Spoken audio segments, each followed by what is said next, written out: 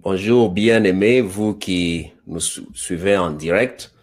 Moi, c'est Pasteur Emmanuel Naweji. Et aujourd'hui, j'ai le privilège d'avoir sur le plateau le pasteur Thierry Lumbu. Pasteur Thierry Lumbu, il est du Canada et je vais donner une petite introduction là sur le pasteur Thierry Lumbu. Le pasteur Thierry Lumbu est né en République démocratique du Congo et il donne sa vie au Seigneur Jésus le 21 août 1992. Il fait ses premiers pas dans le Seigneur et dans le ministère au travers des ministères JCJC à Colosie, puis encadré et formé par les ministères Génération Joël durant les 16 dernières années, c'est-à-dire depuis, si je dois faire quelques mathématiques ici, depuis 2001. Il sert le Seigneur Jésus à la cité Jérusalem auprès du révérend Richard Kabongo, lequel l'a ordonné au ministère pastoral en 2012. Pasteur Thierry est établi au Québec depuis 2001 et marié en 2006 à la belle maman Nathalie Kapumba. Et ensemble, ils ont 3 beaux enfants, Daniel, Samuel et Marie-Joël. Ce sont des beaux noms. Et le pasteur Thierry, il est ingénieur, diplômé en génie microélectronique de la faculté polytechnique de Montréal, étudiant au centre de formation biblique Réma Québec. Le pasteur Thierry est conférencier et conseiller au sein de son ministère. Il est reconnu pour son charisme et sa manière authentique de déclarer l'évangile. Il est leader, coach authentique. Il est encadreur en conformité avec la parole de Dieu depuis 1994 ou 1994. Homme missionnaire, pasteur Thierry Lumbu croit que Jésus-Christ est le réparateur des brèches et que seul lui peut rebâtir sur les anciennes ruines. Prédicateur de l'évangile, passionné par la restauration des âmes, le relèvement des héros et le réveil des églises, il croit que Dieu peut tout rebâtir. La mission dans la vie du pasteur Thierry, c'est de redonner l'espoir aux gens en démontrant qu'avec Dieu, tout est possible. Je vais poster ça ici, comme ça tous vous allez voir la mission du pasteur Thierry Lumbu. Pasteur Thierry, nous sommes très contents de t'avoir sur notre plateau. Merci. Et je sais que toi et moi, nous nous sommes connus il y a très, très longtemps là. Ouais.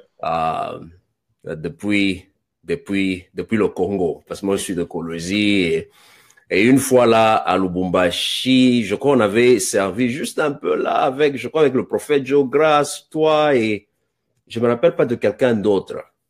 On était nous 3. C'était nous 3. On est allé visiter quelques familles, on a prié ensemble et tout ça. Ouais. Et tous nous avons le même héritage de la génération Joël. Amen. Bon, moi j'étais à Mutoshi brièvement là. Mm-hmm. Le cycle court, j'avais refusé. J'ai quitté, je suis allé au Kweli.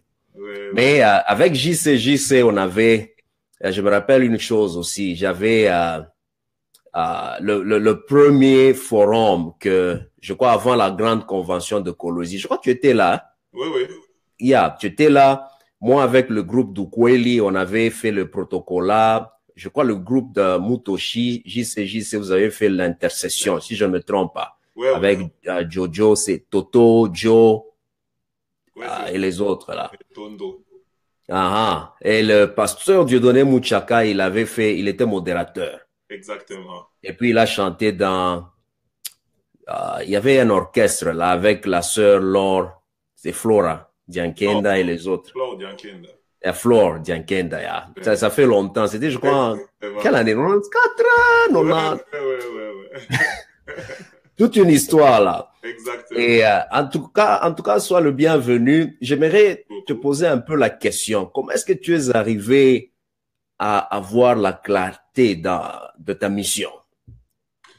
Ok, déjà de base, avec la formation que nous avons eue à la génération Joël, la génération de l'esprit, nous avons été formés que la Bible dit les jeunes gens auront des visions. Donc, c'est Mhm. pour dire que dans les derniers temps, Dieu a prévu de donner des visions aux jeunes qui vont accomplir afin qu'ils puissent impacter les hommes sur cette terre. Et partant de ça, on nous a dit que nous devions, chacun pour sa part, chercher à connaître et à comprendre la vision que Dieu lui a donnée. Et c'est ce qui nous Ouais. a motivés tous à chercher la face de Dieu, à implorer Dieu pour dire, Seigneur, quel est mon but sur la terre? Je me rappelle qu'il y avait même un chant à cette époque-là d'une certaine artiste de Kinshasa, je pense, qui chantait, qui disait, Seigneur, tu m'as créé homme, pourquoi tu m'as créé homme? Ah, ah, ah. Tout ça, c'était dans cette saison-là où on essayait de voir que nous ne sommes pas sur la terre pour remplir un espace, mais nous sommes sur Ah. la terre pour atteindre un objectif divin. Et c'est ce qui nous a permis de chercher la face de Dieu. Et en cherchant la face de Dieu, le Seigneur nous a fait grâce de pouvoir recevoir de lui une instruction, de nous faire comprendre pourquoi nous sommes sur cette terre. Dieu un jour m'a donné un message pour dire que je te vois comme Néhémie.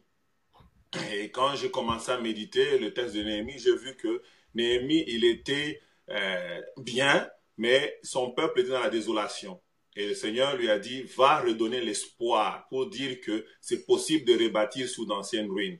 Et c'est comme ça que le Seigneur m'a communiqué la direction de mon appel, de dire que partout où je passe, même si les choses sont détruites, avec Dieu, c'est possible de reconstruire. Les gens peuvent être désolés, pensant que c'est fini, mais ce n'est pas encore fini tant que Dieu n'a pas encore donné son dernier mot. Donc voilà un Ah. peu en bref comment nous avons pu découvrir notre appel. Yeah, en tout cas, on bénit Dieu. Est-ce qu'il y a moyen de parler un peu de la génération Joël? Qu'est-ce que la génération Joël? Ok.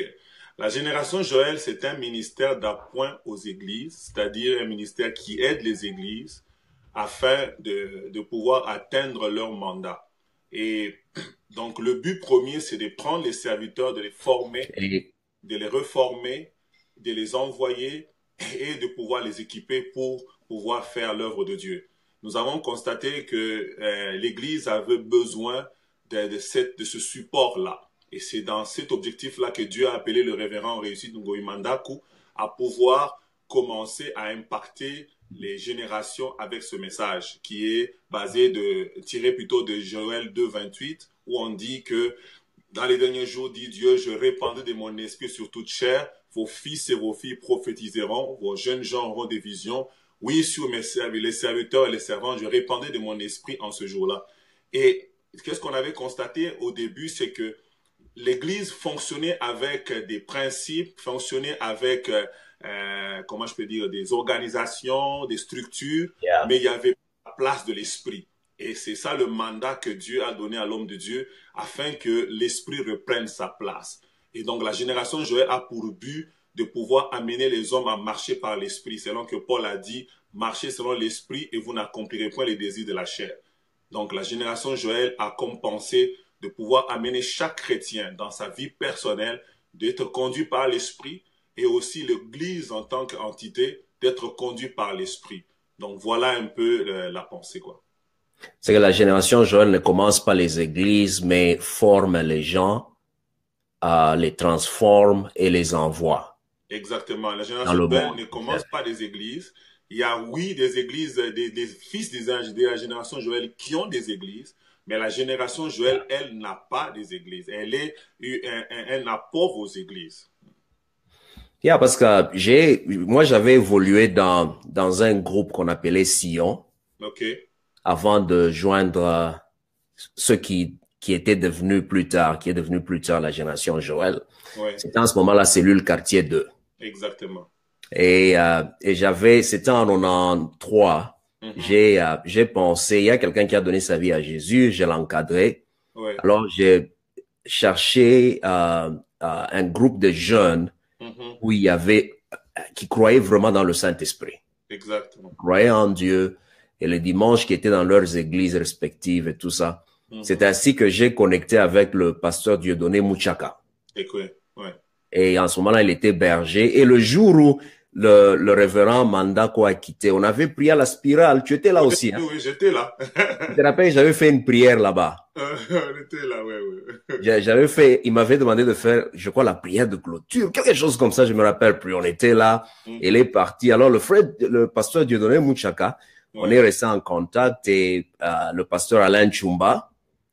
Et c'est ainsi que j'amènerai mon ami là-bas. Oui. Et quand je l'ai amené, mais avant que le pasteur Dieudonné aille au Kivu, Ouais, non, ouais, au moment où il est parti, la cité, là. le pasteur Alain Mouchaka m'a dit, OK, il y a 3 bergers. C'était pasteur Patrick Kanda, maintenant le prophète Joe et Mickey. Mickey Ngoy. Ouais. Alors, il a dit, si tu peux aller travailler avec eux. C'est ainsi que je suis allé là-bas, on a travaillé dans le noyau et tout ça. Exact. Et ouais, il y a beaucoup d'histoires. Et la génération Joël, moi je suis méthodiste. Ouais. Oui. Et plusieurs fois, parce que la vision, c'est le réveil. Exactement. Pas seulement le réveil dans notre communauté, le réveil aussi dans l'église, dans nos églises. C'est que on devient membre de Joël, pas pour qu'on quitte les églises, mais pour qu'on aide ces églises là-bas. Et c'est l'une des raisons que Dieu m'a toujours demandé de rester là où je suis.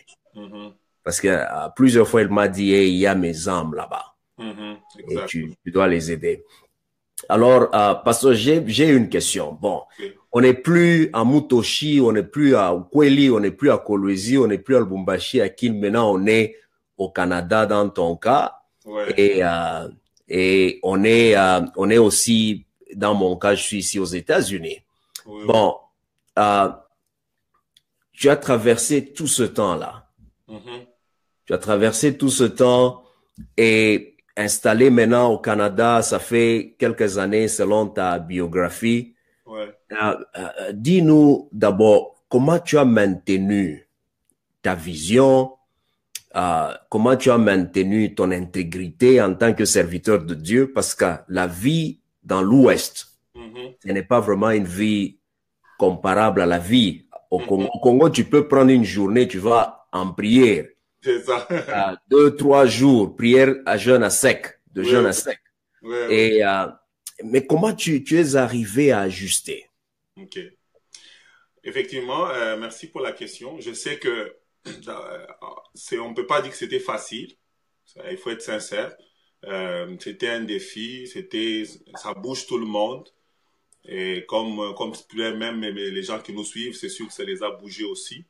Mais il y a les choses qui m'ont aidé à réajuster et à rester ferme jusqu'en ce jour. La première chose que je peux dire, c'est l'amour pour Dieu. Vous savez, j'ai compris que beaucoup de chrétiens n'ont pas la foi dans l'amour de Dieu dans leur vie. Ils ne croient pas que Dieu les aime. Vous savez, la Bible nous dit que nous devons être en mesure de comprendre, de connaître plutôt d'abord l'amour de Dieu. Deuxièmement, de comprendre cet amour de Dieu. Et troisièmement, de croire dans l'amour de Dieu. Et c'est ça qui m'a permis de pouvoir d'abord rester ferme parce que j'aimais Dieu et je sentais que Dieu m'aimait. Peu importe où je me trouve, même si les gens ne sont pas là, même si les voisins, je ne les connais pas, même si tout le monde est loin, mais je peux sentir l'amour de Dieu en moi. Je le porte en moi, je vis avec, je me promène avec, je dors avec, je me réveille avec.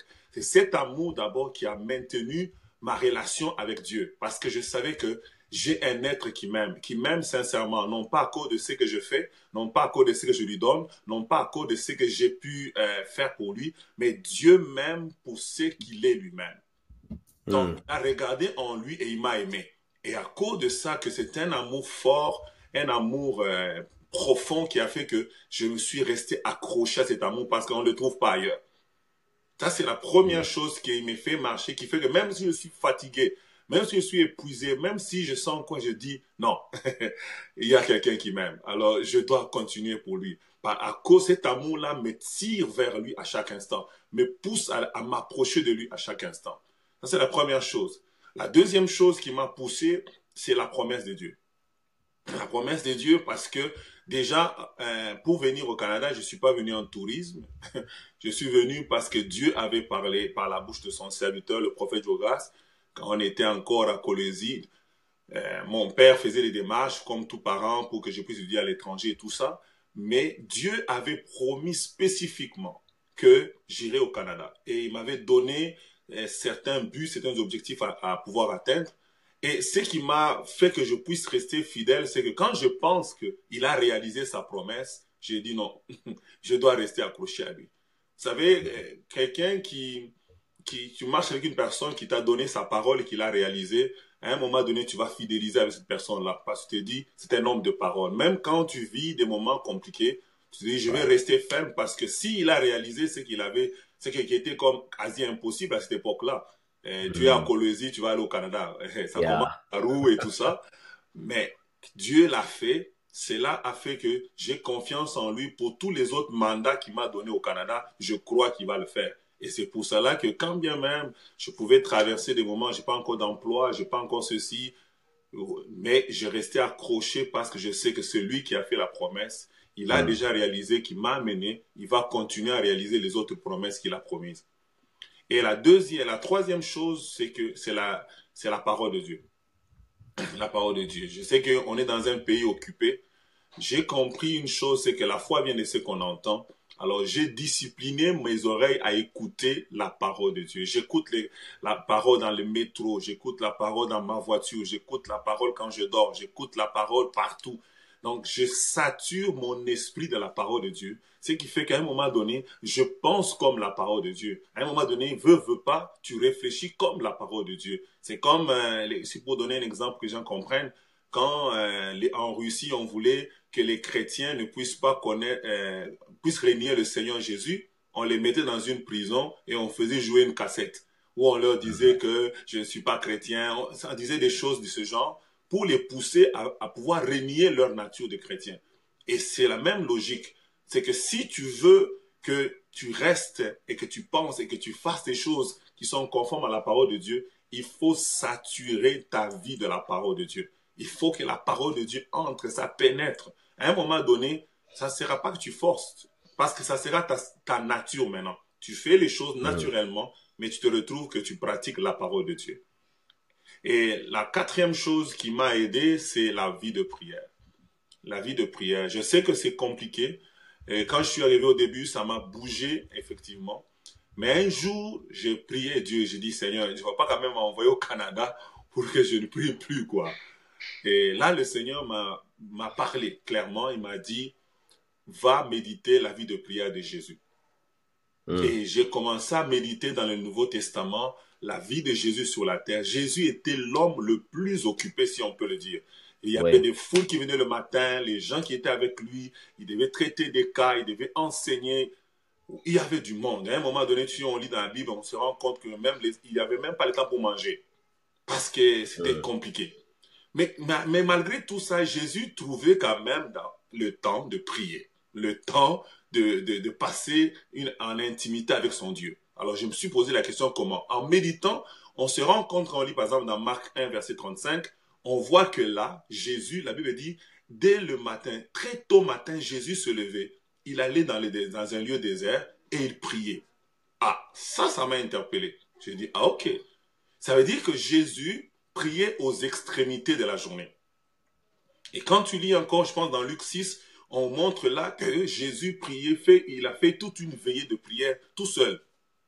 Donc, sans cantique, sans choriste, sans modérateur, sans quoi, Jésus a fait cette veillée de prière. Alors, j'ai compris que le secret de Jésus durant sa vie sur terre, malgré les occupations, c'était la vie de prière aux extrémités de la journée. Et cela je l'ai pris comme modèle. Et j'ai commencé à le faire.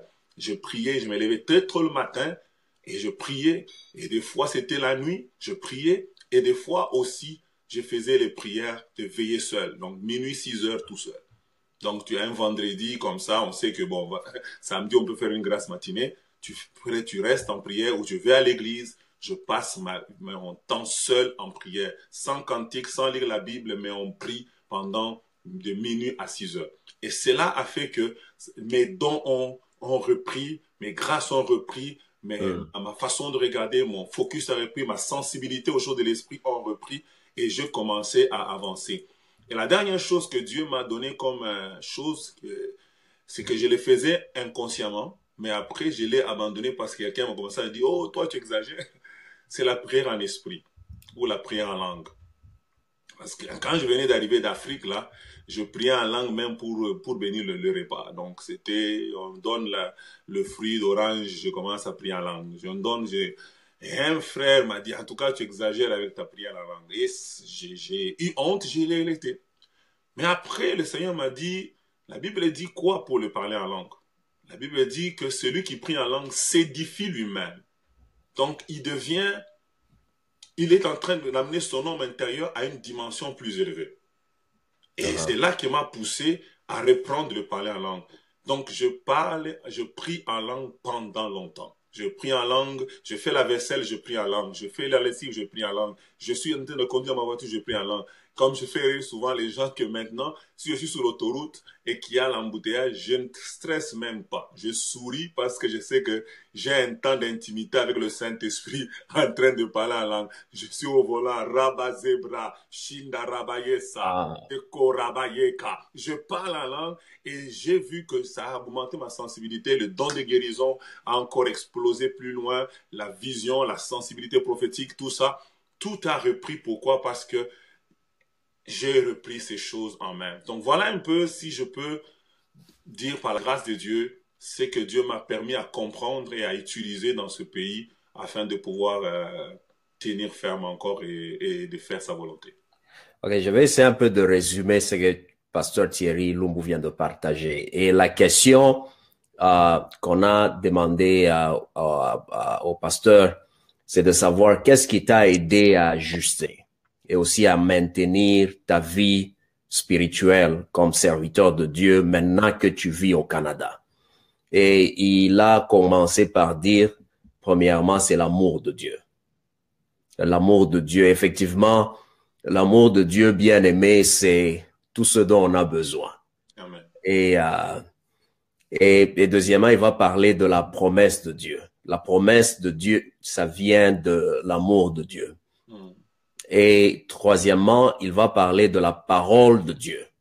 La parole de Dieu l'aide à maintenir sa vie chrétienne et aussi à continuer à croître. Parce que certains d'entre nous sont venus ici dans les pays de l'Ouest et tunapotea en Swahili. C'est que nous... On s'est perdu.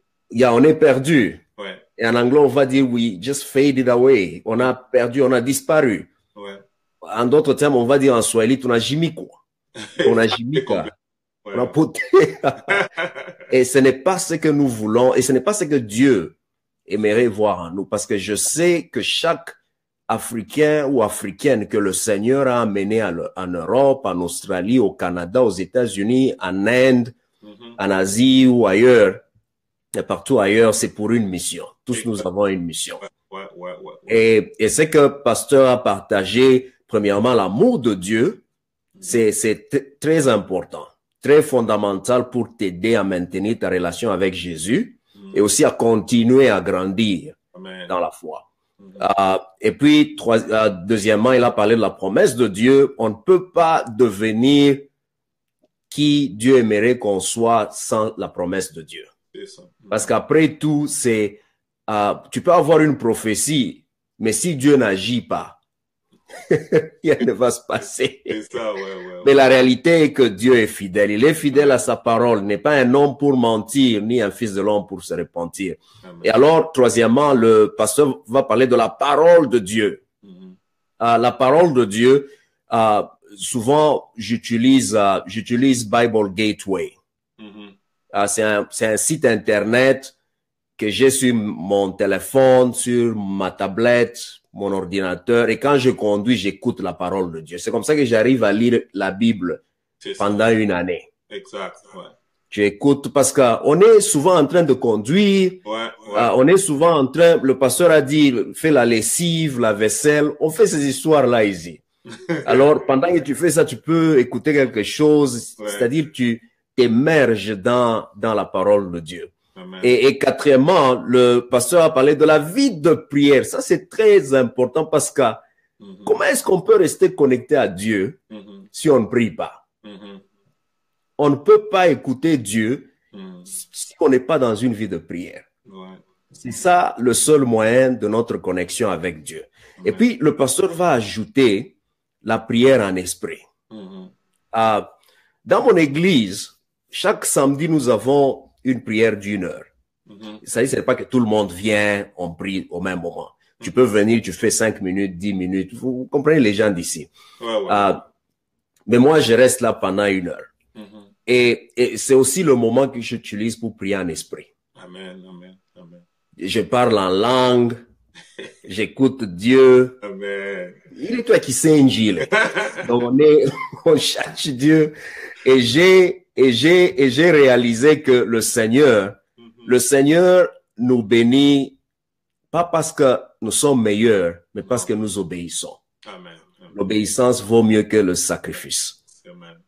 Euh, alors, bon, maintenant, pasteur, j'aimerais un peu savoir sur ce que tu fais Ouais. ici. Bon, qu'est-ce qui t'a, les 5 points que tu as partagés ici, c'est pour démontrer que, et pour dire que ta vie de prière, de serviteur de Dieu, fidélité, obéissance à la parole, Mhm. a été maintenue Ouais. à cause de ces 5 choses ici. Ouais. Mais maintenant, qu'est-ce qui t'a aidé à émerger? Parce que tu es pasteur, tu es conférencier, tu es coach et toutes Mhm. ces histoires.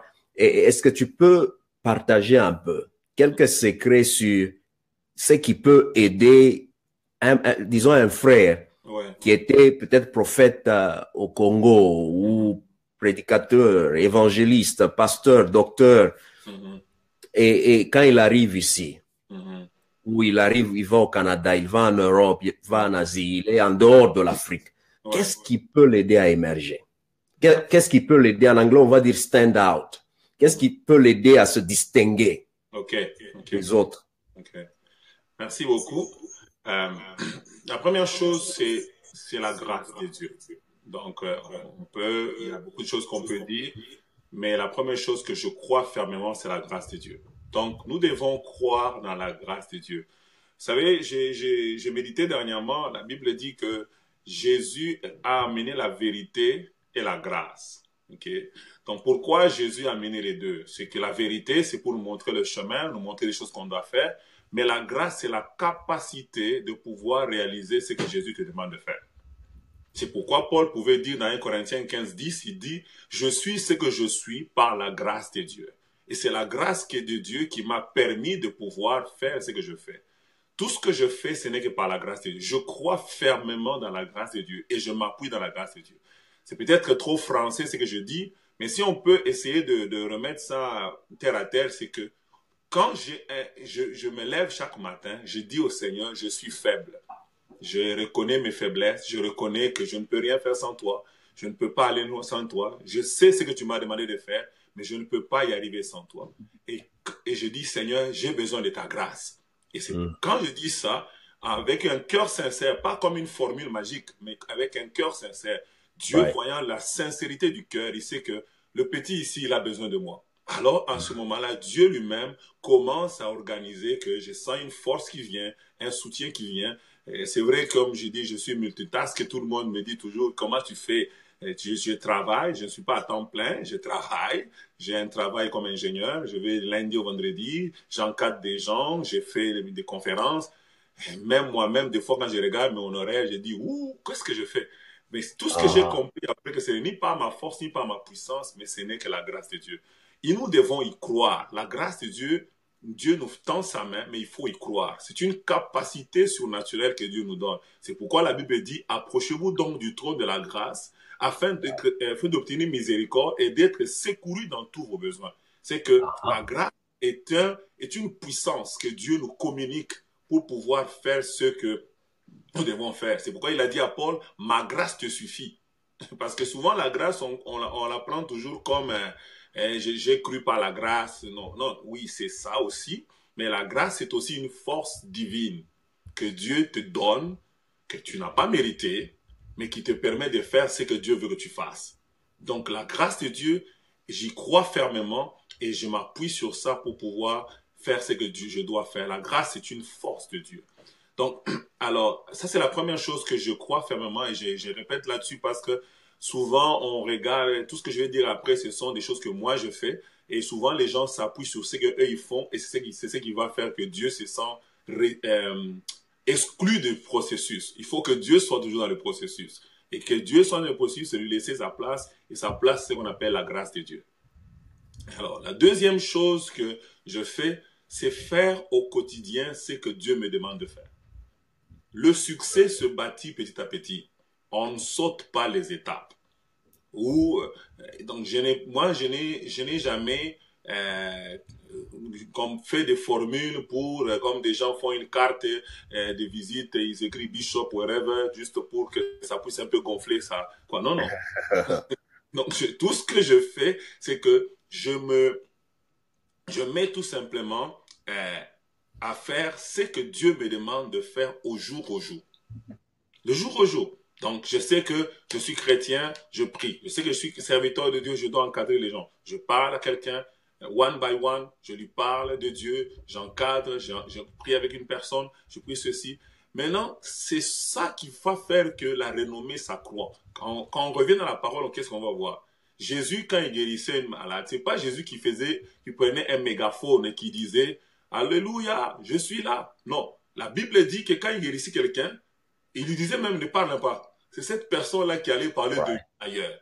Et c'est ça qui fait qu'aujourd'hui, certaines personnes me connaissent et que moi-même, je ne connais même pas. Pourquoi? Parce que j'ai aidé quelqu'un, cette personne est allée dire à quelqu'un, cette personne dit à quelqu'un, et c'est comme ça que les gens et la renommée commencent à s'agrandir et le nombre de personnes sur qui je peux impacter commence aussi à grandir. Pourquoi? Parce que moi, je m'inquiète à faire ce que je dois faire à chaque jour. Qu'est-ce que je dois faire? Qu'est-ce que Dieu attend de moi aujourd'hui? Et en faisant cela, le Seigneur lui-même s'occupe. C'est comme une vague. Hein? Ça commence ça s'étend, ça s'étend, ça s'étend. Et Dieu m'amène des cas, des gens viennent, des personnes se réfèrent, d'autres personnes. Mais la base, c'est faire au jour ce que je dois faire. La troisième chose, c'est l'obéissance. L'obéissance. Il y a des jours où je peux me lever le matin, Dieu me dit ne mange pas. Ok. Donc moi j'avais prévu de manger quoi. Mon lunch est fait, tout est fait, mais ne mange pas. Ou il peut te dire que telle chose, par exemple, il dit prie. Un jour j'étais en prière, je commençais à prier et je voulais prier pour une personne qui est à Ottawa. Alors j'ai dit, Seigneur, souviens-toi de docteur Célestin. C'est ce que moi je voulais dire, au fait. Mais au lieu de dire docteur Célestin, j'ai dit docteur Alexis. Je l'ai répété. J'ai dit non, je me suis trompé. J'ai dit encore. Et puis quand j'ai senti que le Saint-Esprit me dit, je te dis docteur Alexis. J'ai arrêté de prier pour la personne d'Ottawa. J'ai commencé à prier pour le docteur Alexis en question. J'ai prié, comme je ne savais pas pourquoi prier, je me suis basculé en langue. J'ai commencé à prier en langue pour lui. Vous savez que quand je l'ai vu plus tard dans la journée, il venait d'échapper presque au même moment un accident. Donc, l'obéissance fait que on peut aller vers une dimension plus élevée que on n'avait pas prévu. L'obéissance. Dieu peut demander des choses spontanées. Et même dans le prophétique, j'ai vu que l'obéissance m'a beaucoup aidé. Je suis arrivé quelque part, et Dieu me dit d'appeler quelqu'un. Et Dieu dit, Seigneur, je lui dis quoi? Je sais rien. Mais imagine-toi, quand tu es une foule, je dis à madame, maman, levez-vous. Elle se lève, mais je n'ai rien à lui dire. Et c'est quand j'ai commencé à le faire, je l'appelle, elle vient devant, et puis dès qu'elle arrive devant, le Seigneur me donne un autre mot. Et je commence à lui dire, et ça devient une parole de connaissance précise. Et j'ai compris que pour pouvoir y arriver, Dieu s'attend à l'obéissance. La Bible dit, celui qui est fidèle en peu de choses, on le confiera des grandes. Donc Dieu veut l'obéissance. L'obéissance, pour Dieu, est très capitale. On cherche trop à réfléchir, à tout comprendre avant de pouvoir sauter. Quelqu'un a dit qu'il ne risque rien à rien. Et c'est comme ça que, quand on était enfant, tu te rappelles, ou jeune, on nous disait que il est dangereux pour un homme de Dieu de ne pas risquer. Il faut apprendre à prendre des risques. Et le risque, c'est quoi? C'est le risque de la foi. Donc, il y a des moments, Dieu peut me dire, OK, appelle telle personne. Je l'appelle parce que j'obéis. j'obéis juste au Saint-Esprit et quand j'obéis, je vois des résultats qui se font plus tard. Et ça a vraiment m'a beaucoup aidé à émerger dans cette vie d'obéissance. Et mes dons ont émergé, mes grâces ont émergé, j'ai pris pour les malades par obéissance. Je ne m'inquiète pas des résultats, je sais que les résultats lui appartiennent et je vois des choses qui se passent, je vois des miracles qui se passent. Juste pour partager un peu, quand j'étais à Colosie en août dernier, pendant que je finissais de prêcher, Dieu me dit ici que dans 15 jours, c'est les femmes stériles qui sont à cet endroit vont concevoir. J'ai déclaré ça, Dieu de la chair, vous pouvez aller regarder sur YouTube, vous allez trouver ces vidéos-là. J'ai déclaré ça et je suis descendu, j'ai rendu le micro. 15 jours. Mais j'ai pris mon avion, je suis rentré au Canada et une dame qui était là, elle a pris cette parole-là, elle a cru en ça. Et puis, elle a commencé à compter. Et quand le 15e jour est arrivé, c'était le jour de ses menstruations. Maintenant, elle check, elle voit qu'elle n'a pas les menstruations. Elle dit, bon, peut-être c'est le retard. Vous voyez, des fois, le cycle peut bouger et tout. Et puis, elle attend jusqu'au 21e jour, rien. Là, elle fait les tests. Elle est enceinte. Et elle crie, dit, Wouah!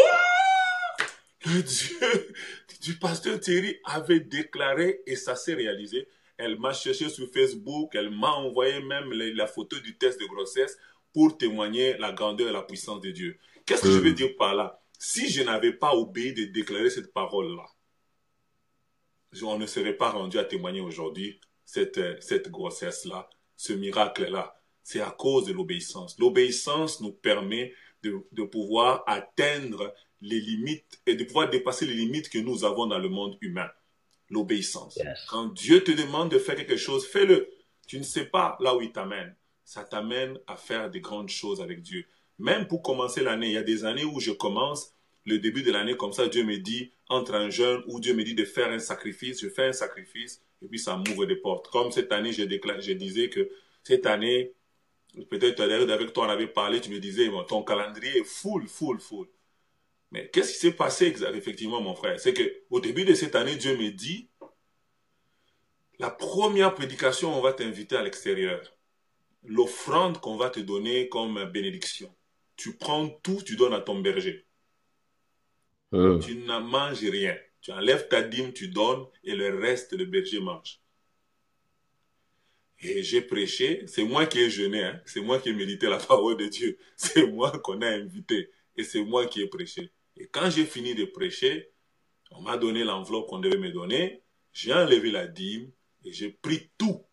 Je suis allé donner à l'homme de Dieu, je lui ai dit, prends, mange. C'est ce que Dieu m'a dit. C'est une sémence pour mon ministère pour cette année 2017. Et il a fait, il a prié pour moi, il a pris. Vous savez, quelques temps après, les ouvertures ont commencé, les conférences ont commencé. C'est pourquoi le mois de novembre, j'étais fully booked. Tout simplement par un acte d'obéissance fait en janvier qui a déclenché tout le reste. Donc, c'est pour dire que l'obéissance, j'insiste là-dessus, est très important. Mais quand moi, je faisais ça en janvier, je ne savais pas ce que serait l'année. Et j'ai juste obéi parce que le Saint-Esprit, il sait ce qu'il veut et il sait ce qu'il fait. Donc, ça, c'est un élément qui nous a permis d'émerger. Et la dernière chose que j'aimerais dire, c'est écouter les aînés. Écouter les aînés. Beaucoup n'évoluent pas parce qu'ils ne veulent pas écouter. Vous savez, on ne réinvente pas la roue. Hein. Y a des gens qui ont déjà fait ce que nous faisons. Les écouter, ça nous réduit en rien, ça nous diminue en rien. Moi, j'écoute et je demande aux aînés. Et quand je parle des aînés, je parle des aînés à tous égards. Je ne parle pas des aînés seulement parce qu'ils ont une barbe blanche, non. Même mes aînés, moi j'ai déjà appelé prophète Jogras, je l'ai fait asseoir là, j'ai dit, bon, comment tu fais telle chose. Bien qu'on est de la même génération, dans certains secteurs, il est mon aîné. J'ai déjà appelé pasteur Eric avec qui on travaille ici, dans les de Jérusalem, je l'ai fait asseoir, j'ai dit, telle chose, tu fais bien. Comment tu fais? Et il m'a donné ce qu'il pouvait me donner. Donc, ça ne me diminue en rien de demander à ces hommes de Dieu-là. Et c'est ça la chose qui tue beaucoup. C'est parce que tout le monde veut être spécialiste sans consulter les aînés. Non. La chose qu'il faut faire, il faut consulter les aînés. Les aînés, ça peut être ton père dans la foi, ça peut être un coach, ça peut être un ami, ça peut être un collègue, mais il est aîné quelque part. Même dans le mariage. Il y a des gens qui ont 20 ans dans le mariage, toi tu en as seulement 2. Écoute, il faut écouter les aînés quand même. Mhm. Même si tu es plus âgé que lui, mais lui quand même, il a plus l'expérience d'avoir une femme à la maison et des enfants. Quelque part, il devient ton aîné dans le domaine du mariage. Alors, Mhm. il mérite que tu l'écoutes, il mérite que tu puisses prendre de lui certaines leçons. Donc, ça, c'est une chose que j'ai vu que beaucoup de jeunes serviteurs n'ont pas. Surtout en Amérique, en Europe où j'étais aussi, j'ai vu que beaucoup n'arrivent pas à écouter. Donc, il suffit seulement qu'il fait tomber 3 personnes, il pense que c'est fini. Lui, il est arrivé quoi. Non, non, il y a des gens qui ont vu Il plus a que... l'élévation, C'est ça, exact. la gloire. La gloire, non, non. Il y a des gens qui ont fait plus que ça qu'on n'a pas médiatisé. Vous savez, comme Papa Ngoï, écoute, nous, on connaît Papa réussite, comment il a fait. Moi, je suis témoin des miracles qu'il a dû utiliser. Mais à cette époque-là, il n'y avait pas YouTube, hein. Il n'y avait pas Facebook. Donc, on ne pouvait pas savoir tout ce que Dieu a fait avec lui. Mais aujourd'hui, si moi, je passe sur YouTube, sur Facebook, je dois reconnaître son droit d'aînesse. Il a quelque chose qu'il a fait que moi, je ne connais pas. Il a des choses qu'il connaît que moi, je ne connais pas. Il a des défis qu'il a pu rencontrer dans la vie que moi, je ne connais pas. Alors, ce sont ces choses-là qui nous ont aidés aussi, même avec mon berger ici, Révérend Richard, c'est la même chose.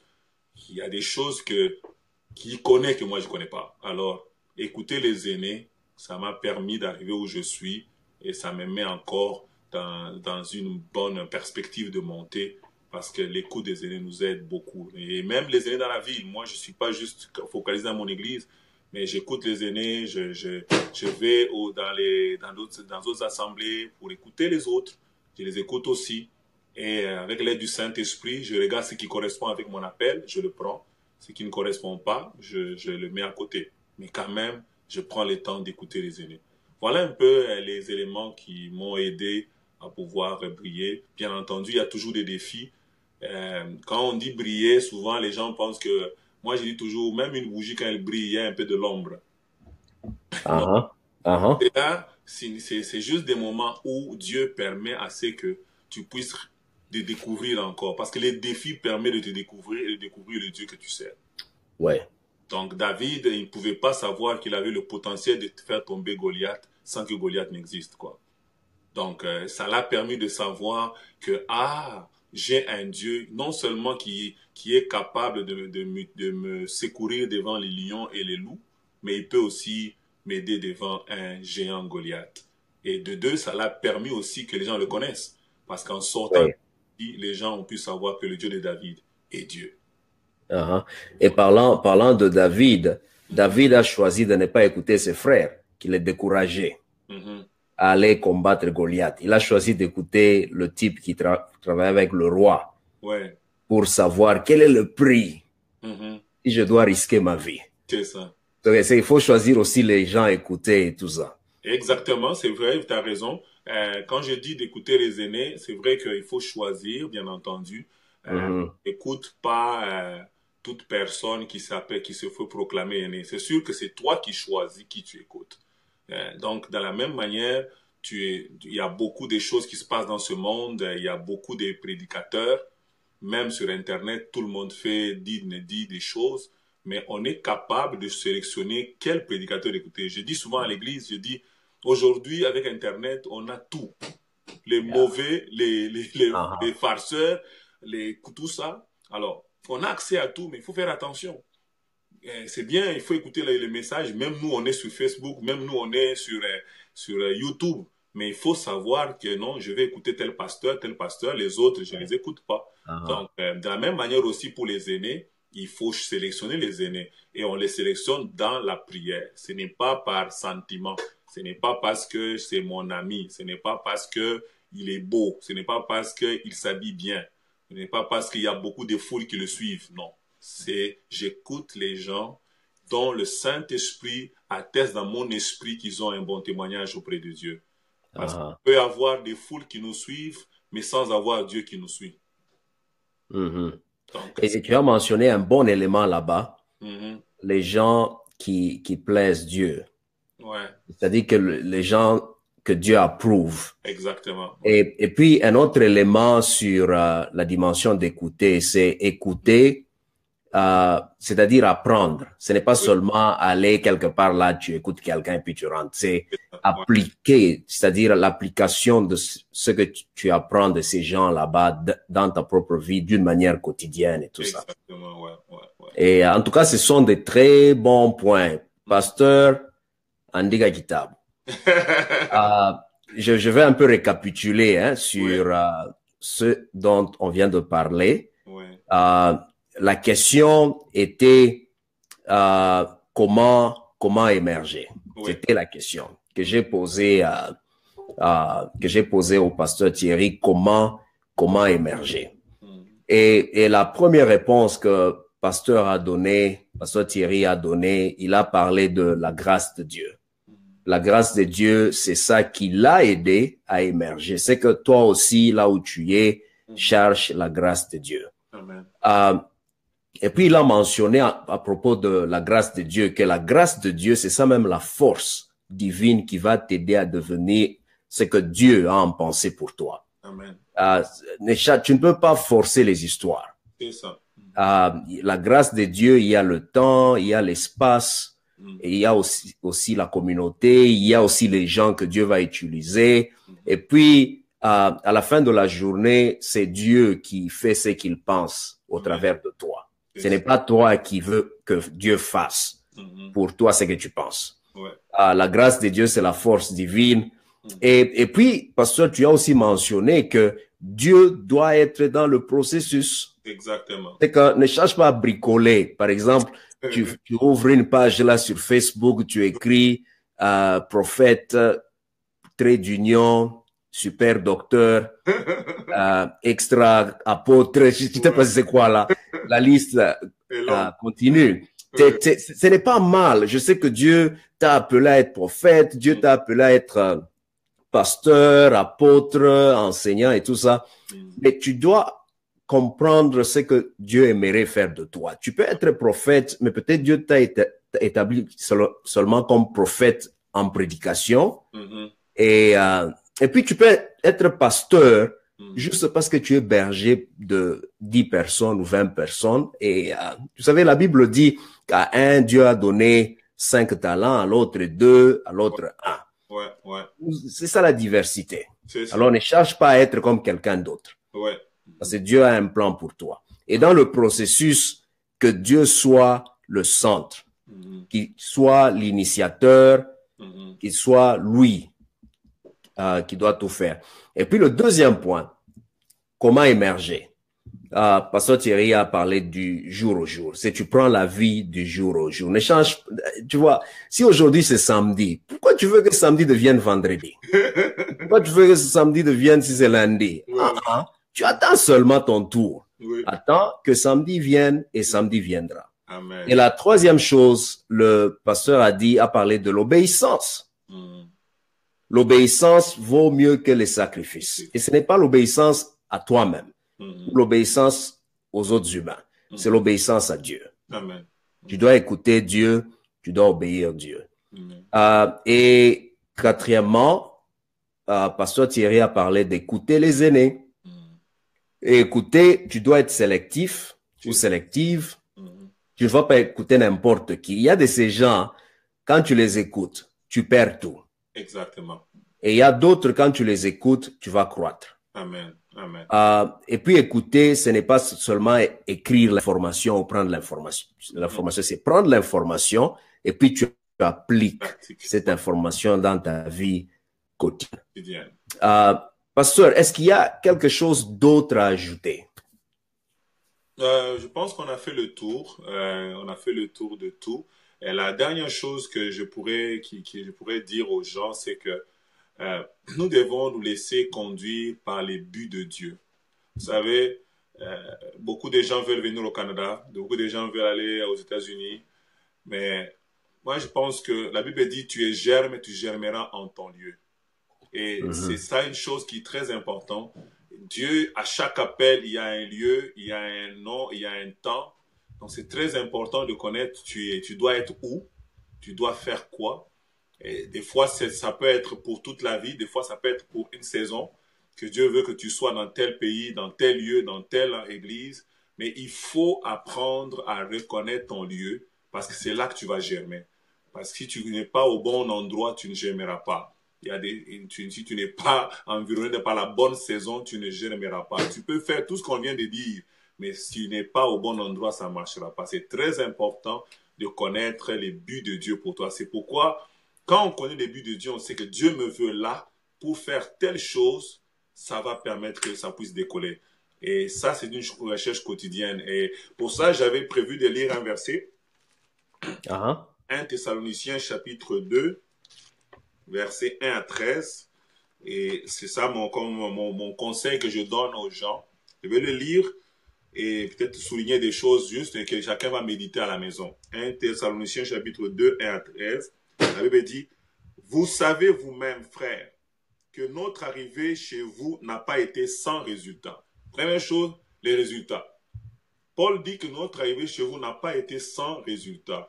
Nous devons chercher à connaître les résultats que Dieu veut qu'on puisse poursuivre et rester focus sur les résultats. Parce que souvent, l'argent, l'élévation, les acclamations des gens nous font perdre les résultats ou les buts que Dieu a. Dieu a des buts. Il t'a appelé pasteur, il t'a appelé diacre, choriste. Il y a un but. Alors cherche à atteindre ces résultats-là. Que ta venue au Canada, ta venue en Occident ne soit pas sans résultat. Que ça puisse produire les résultats de Dieu. Pas les tiens, pas de ta famille, mais de Dieu. Je continue.